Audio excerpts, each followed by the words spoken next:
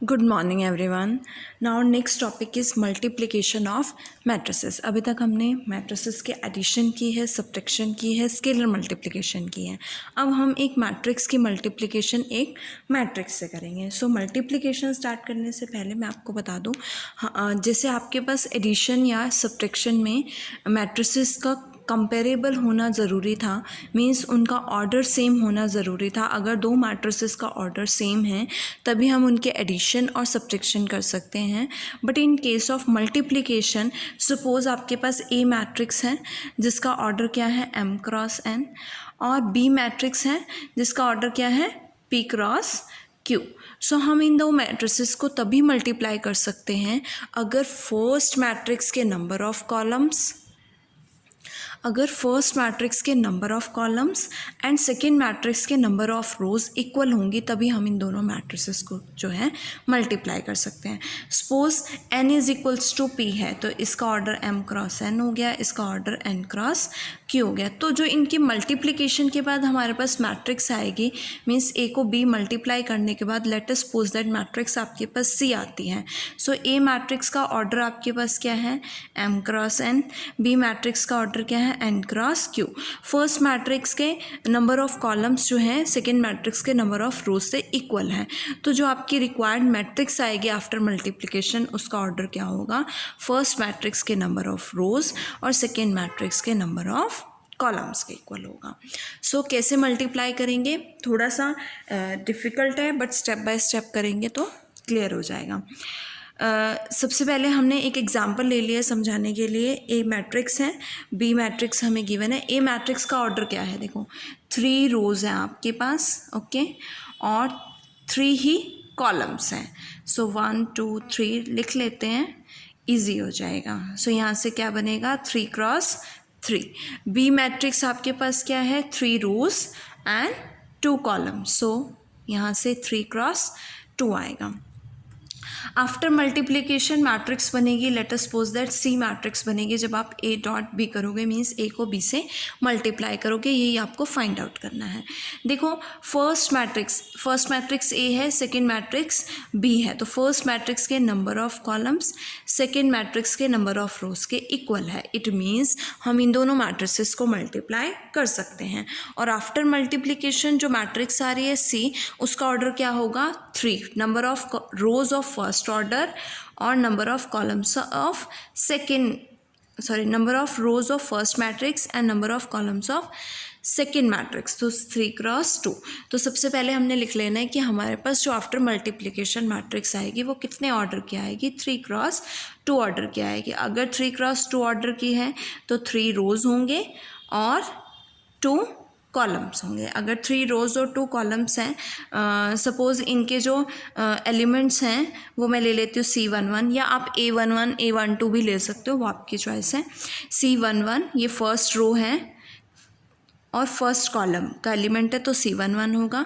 First row और second column का element है तो C12 होगा। सेकेंड रो और फर्स्ट कॉलम का एलिमेंट है तो C21 बनेगा, और सेकेंड रो और सेकेंड कॉलम का एलिमेंट है तो C22। Similarly third row first column and third row second column. इसके लिए हम 1 बाय 1 जो है हर एक एलिमेंट को फाइंड आउट करेंगे। सो सबसे पहले हम ले लेते हैं फर्स्ट एलिमेंट C11। C11 कैसे फाइंड आउट करोगे, जो आपके पास रोज़ होंगी, जिस वाली जोन सी रोज़ है आपके पास, जैसे यहाँ पे रो 1 है तो आपने फर्स्ट मैट्रिक्स, ये रोज़ जो हैं वो फर्स्ट मैट्रिक्स के लिए होंगी इस केस में, और कॉलम जो है सेकेंड मैट्रिक्स के लिए होगा। तो यहाँ पे फर्स्ट क्या है रो है, और ये 1 रो किसकी होगी, फर्स्ट मैट्रिक्स की। फर्स्ट मैट्रिक्स की फर्स्ट रो क्या है 1 2 3, तो आप इसको इस तरह से लिखोगे, देखो 1 2 3 फर्स्ट मैट्रिक्स की first row. Then second matrix का फर्स्ट कॉलम, सेकेंड जो होगा वो कॉलम के लिए होगा और सेकेंड मैट्रिक्स के लिए, तो यहाँ से क्या आएगा 1 0 2। आपको क्या करना है, फर्स्ट एलिमेंट को फर्स्ट एलिमेंट से मल्टीप्लाई, सेकेंड को सेकेंड से, थर्ड को थर्ड से, और देन ऐड कर देना है। तो फर्स्ट को फर्स्ट से मल्टीप्लाई करोगे 1 आएगा, plus 2 into 0 0, plus 3 into 6 6, 3 into 2 6। तो यहाँ से क्या आएगा आपके पास, फर्स्ट एलिमेंट C11 7 हो जाएगा। नेक्स्ट पे चलते हैं C12, first row, first matrix की आपने क्या लेनी है, फर्स्ट रो लेनी है, और सेकेंड मैट्रिक्स का सेकेंड कॉलम क्या है 0 1 1, ये first row, second third, first second. So first matrix की आपने क्या लेनी है, रो लेनी है हमेशा, और सेकेंड मैट्रिक्स का कॉलम लेना है। कौन सी रो लेनी है, कौन से कॉलम लेना है, वो डिपेंड करता है आपने कौन सा एलिमेंट फाइंड आउट करना है। तो फर्स्ट एलिमेंट को फर्स्ट एलिमेंट से मल्टीप्लाई करोगे 0, सेकेंड को सेकेंड से करोगे 2, थर्ड को थर्ड से करोगे 3 into 1 3, so we get 5। Next element पे चलते हैं C21, इसका मतलब क्या है, second row of first matrix. Second row क्या है आपके पास 0 2 1, और फर्स्ट कॉलम क्या है 1 0 2। कॉरेस्पॉन्डिंग एलिमेंट्स को मल्टीप्लाई कर दो, 0 इंटू 1 0, 2 इंटू 0 0, 1 इंटू 2 2। तो यहाँ से क्या आंसर आएगा, 2 आएगा। नेक्स्ट एलिमेंट पे चलते हैं C22, C22 means second row, first matrix का सेकेंड रो ले लो इस मैट्रिक्स की 0 2 1, और सेकेंड ही कॉलम आएगा, सो 0 1 1। तो यहाँ से क्या बनेगा, 0 into 0 0, 2 into 1 2, 1 into 1 1, so we get 3। Next element है C31 में थर्ड रो है, थर्ड रो क्या है आपके पास 1 2 5, और फर्स्ट क्या है कॉलम है, तो फर्स्ट कॉलम क्या बनेगा 1 0 2। कॉरेस्पॉन्डिंग एलिमेंट्स मल्टीप्लाई करोगे, 1 इंटू 1 1, 2 इंटू 0 0, 5 इंटू 2 10, और 10 plus 1 11। Next and last element is C32, third row आएगी आपके पास 1 2 5, और सेकेंड क्या आएगा कॉलम आएगा, that is 0 1 1। Corresponding elements multiply करोगे, क्या आएगा 1 into 0 0, 2 into 1 2, 5 into 1 5, so we get 7। तो यहाँ से आपके पास ये सारे एलिमेंट्स आ गए। इन सारे एलिमेंट्स को C मैट्रिक्स में पुट कर दो, क्या आएगा आपके पास, multiplication of A and B, A dot B आएगा। तो यहाँ से क्या बनेगा, C11 7, C12 5, C21 2 3 11 एंड 7, ये आपकी रिक्वायर्ड मैट्रिक्स है। ध्यान दो, तो आपका क्या फर्स्ट एलिमेंट कैसे आ रहा है, फर्स्ट रो और फर्स्ट कॉलम से, सेकेंड एलिमेंट फर्स्ट रो और सेकेंड कॉलम से, C21 सेकेंड रो और फर्स्ट कॉलम। मीन्स आपको एक बार इसको इस तरफ से मल्टीप्लाई करना है, और फिर इसको सेकेंड से मल्टीप्लाई करना है, देन सेकेंड को फर्स्ट से और सेकेंड से, देन थर्ड को फर्स्ट एंड सेकेंड से। तो इस तरह से आपके पास जो है रिक्वायर्ड मैट्रिक्स आएगी आफ्टर मल्टीप्लिकेशन। सो ये थी आपके पास मल्टीप्लिकेशन ऑफ टू मैट्रिसेस। अब आपके पास मैट्रिक्स मल्टीप्लिकेशन से रिलेटेड कुछ प्रॉपर्टीज़ हैं। सो हमारी फर्स्ट प्रॉपर्टी है एसोसिएटिव। एसोसिएटिव प्रॉपर्टीज़ में मैंने 3 मैट्रिसेस लिखे हैं। 3 मैट्रिसेस किस तरह से, ए मैट्रिक्स जिसका ऑर्डर m क्रॉस n है, बी मैट्रिक्स जिसका ऑर्डर n क्रॉस p है, और सी मैट्रिक्स जिसका ऑर्डर p क्रॉस q है। सो अगर मुझे तीनों मैट्रिसेस की मल्टीप्लिकेशन करनी है तो मैं 2 वेज से कर सकती हूँ। किस तरह से, देखो अगर मैं a और b की मल्टीप्लिकेशन पहले करूँ तो क्या मैं इनका प्रोडक्ट फाइंड आउट कर सकती हूँ।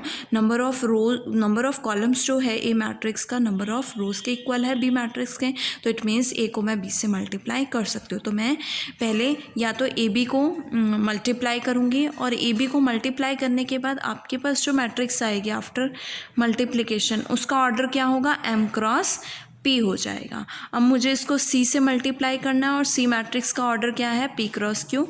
सो सेम यहाँ पे नंबर ऑफ कॉलम्स जो है रोज़ के इक्वल है, इट मीन्स मैं इसे भी मल्टीप्लाई कर सकती हूँ। और जो मेरे पास मैट्रिक्स आएगी वो कितने ऑर्डर की आएगी, एम क्रॉस क्यू ऑर्डर की आएगी। मीन्स कि या तो मैं पहले ए और बी को मल्टीप्लाई करूँ और देन सी से मल्टीप्लाई करूँ, और या फिर मैं पहले बी सी को मल्टीप्लाई करूँ। अगर मैं बी को सी से मल्टीप्लाई करती हूँ तब भी आपके पास number of columns of first matrix किसके इक्वल है, नंबर ऑफ रोज़ के इक्वल है ऑफ सेकेंड मैट्रिक्स। तो B C matrix after multiplication इसका जो आपके पास प्रोडक्ट आएगा उसका ऑर्डर क्या होगा, एन क्रॉस क्यू होगा। इसे किससे मल्टीप्लाई करना है, ए से मल्टीप्लाई करना है। तो same n is equal to n आ रहा है आपके पास, means number of columns number of rows के इक्वल आ रहे हैं। तो जो आपके पास आफ्टर मल्टीप्लिकेशन मैट्रिक्स आएगी उसका ऑर्डर m क्रॉस q होगा, और ये दोनों मैट्रिसेस जो आएंगी वो क्या होंगी, इक्वल होंगे। इट मीन्स कि एसोसिएटिव मैट्रिक्स मल्टीप्लिकेशन जो है एसोसिएटिव प्रॉपर्टी को सेटिस्फाई करती है। और वी कैन से दैट कि अगर आपके पास 3 मैट्रिसेस का प्रोडक्ट दिया हुआ है और आपको मल्टीप्लिकेशन फाइंड आउट करनी है, सो आप दोनों वेज से कर सकते हो कि पहले 2 एलिमेंट्स को पहले 2 मैट्रिसेस को मल्टीप्लाई करो और देन थर्ड से मल्टीप्लाई करो, या लास्ट के 2 मैट्रिसेस को मल्टीप्लाई करो और देन फर्स्ट वाले से मल्टीप्लाई करो, किसी भी दोनों वे से कर सकते हो।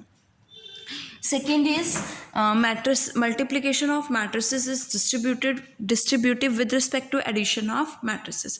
Means अगर आप 2 matrices को ऐड करते हो और ऐड करने के बाद ए से मल्टीप्लाई करते हो, ए की मल्टीप्लिकेशन एडिशन से करते हो, तो आपके पास किसके इक्वल आएगा, ए इंटू बी प्लस ए इंटू सी। अब मैं ऑर्डर से देखूँ तो बी और सी की एडिशन हो रही है, इट मीन्स दोनों का ऑर्डर क्या होना चाहिए, सेम होना चाहिए, ऑर्डर सेम है। और ऐड करने के बाद इसका ऑर्डर क्या होगा, n क्रॉस p होगा।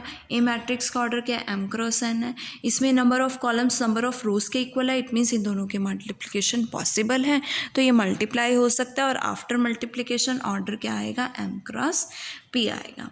यहाँ पे चले तो ये m क्रॉस n है और ये n क्रॉस p है, अगेन सेम है, और इसका ऑर्डर क्या आएगा, m क्रॉस p आएगा। Same for A C, n के इक्वल है, ऑर्डर क्या आएगा, m क्रॉस p। दोनों का ऑर्डर सेम है, एडिशन हो सकती है, और आफ्टर एडिशन ऑर्डर क्या आएगा, m क्रॉस p आएगा। और यहाँ से जो मैट्रिक्स आएगी और यहाँ से जो मैट्रिक्स आएगी दोनों क्या होंगी, इक्वल होंगी।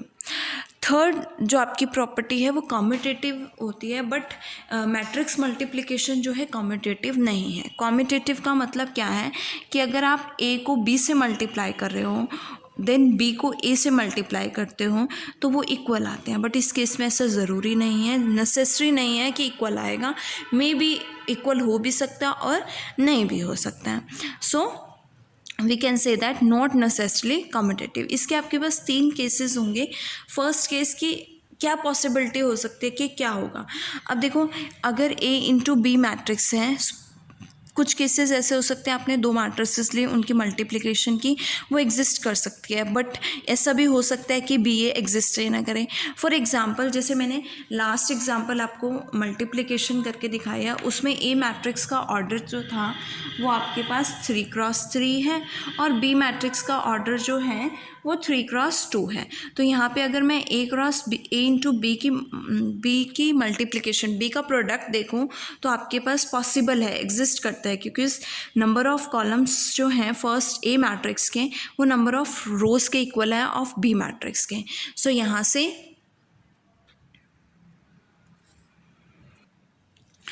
यहाँ से ये मल्टीप्लिकेशन ये प्रोडक्ट पॉसिबल है, और आफ्टर मल्टीप्लिकेशन आपके पास ऑर्डर 3 क्रॉस 2 आएगा। अगर मैं b इंटू ए की बात करूँ, सो बी मैट्रिक्स का ऑर्डर क्या है, 3 क्रॉस 2, ए मैट्रिक्स का ऑर्डर क्या है, 3 क्रॉस 3। अब यहाँ पे तो नंबर ऑफ कॉलम्स जो हैं फर्स्ट मैट्रिक्स के 2 हैं और number of rose second matrix के 3 हैं, तो जो कि इक्वल ही नहीं है, और अगर ऐसा इक्वल नहीं होता तो वो प्रोडक्ट जो है पॉसिबल नहीं है, वो मल्टीप्लिकेशन पॉसिबल नहीं है। इट मीन्स बी ए जो है इस केस में एग्जिस्ट नहीं करेगा, जबकि ए बी जो है एग्जिस्ट करता है। नाउ सेकेंड केस है, ऐसा भी हो सकता है कि दोनों एग्जिस्ट करें लेकिन उनका ऑर्डर सेम ना हो। फॉर एग्जांपल हम ले लेते हैं ए मैट्रिक्स जिसका ऑर्डर 3 क्रॉस 2 है, और बी मैट्रिक्स ले लेती हूँ जिसका ऑर्डर 2 क्रॉस 3 है। तो अगर मैं ए इंटू बी फाइंड आउट करूँ तो नंबर ऑफ कॉलम्स जो है नंबर ऑफ रोज के इक्वल है, तो मल्टीप्लिकेशन पॉसिबल है, और आफ्टर मल्टीप्लिकेशन ऑर्डर क्या आएगा, 3 क्रॉस 3 आएगा। लेकिन अगर मैं बी की बात करूँ तो b 2 क्रॉस 3 है और a की बात करूँ तो 3 क्रॉस 2 है। तो आफ्टर अगर मैं b इंटू ए की मल्टीप्लिकेशन करूँ तो पॉसिबल है, क्योंकि यहाँ पे number of columns number of rows के इक्वल है। सो यहाँ से आफ्टर मल्टीप्लिकेशन आपका ऑर्डर क्या आएगा, 2 क्रॉस 2 आएगा। सो यहाँ पे ए बी और बी ए दोनों एग्जिस्ट करते हैं लेकिन उनका ऑर्डर सेम नहीं है।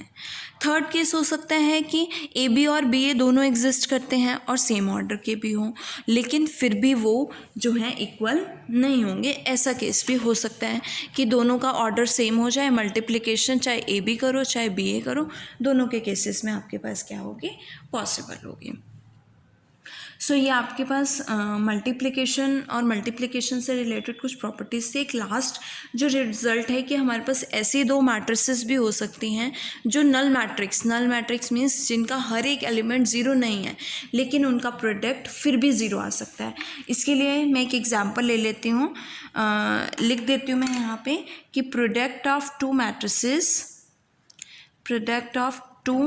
Matrices which can be a null matrix. क्या हो सकता है, नल मैट्रिक्स हो सकती है इवन अगर उनमें से कोई भी नल मैट्रिक्स नहीं है। सो इसके लिए मैंने एक एग्जांपल लिया है। ए मैट्रिक्स को हम लोग ले लेते हैं 2x2 ऑर्डर की। ए मैट्रिक्स ले लेते हैं 0 0 3 0 और बी मैट्रिक्स ले लेते हैं 2 0 0 0। ए मैट्रिक्स का ऑर्डर क्या है 2x2, बी मैट्रिक्स का ऑर्डर क्या है 2x2। और अगर मैं ए इंटू बी फाइंड आउट करूँ तो इसका ऑर्डर भी क्या आएगा 2x2 आएगा। तो क्योंकि ये इसके इक्वल है तो ऑर्डर क्या बनेगा, दिस इंटू दिस। सो यहाँ पे हमारे पास 2 रोज और 2 columns means A11 A12 A21 A22। A11 find out करोगे तो फर्स्ट रो और फर्स्ट कॉलम तो क्या आएगा 0 3 and 2 0।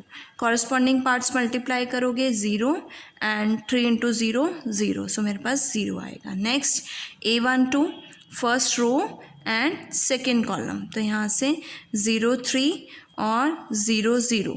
So 0 into 0 0, 3 into 0 0, we get 0। Next is A21।